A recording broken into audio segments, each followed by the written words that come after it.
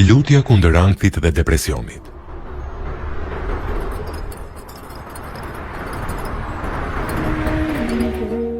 A i dini, që çdo mëngjes dhe çdo mbrëmje, profeti Muhammed, paqja dhe mëshira e krijuesit qoftë mbi të, bënte një dua tek Allahu, që ta mbronte nga depresioni dhe ankthi.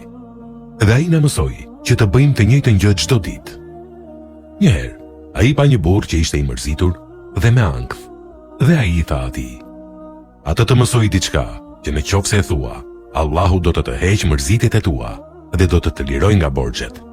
Dhe burri përgjigjet: "Sigurisht që po, o i dërguari i Allahut. Thuaje këtë çdo mëngjes e çdo mbrëmje. O Allah, kërkoj strehim tek ty, larg ankthit dhe mërzitjes.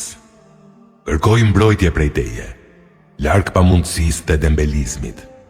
Kërkoj strehim tek ju, larg nga frika dhe kopraceria, dhe kërkoj mbrojtje prej teje, nga zhytja në borxhe dhe nga forca e njerëzve." Subhanallah. Dhe sahabi, i cili e mësoi këtë nga profeti, thot: "E bëra këtë rekomandim të profetit dhe betohem që krijuesi i madhëruar më lehtësoi nga ankthi dhe sikletin e borxhit."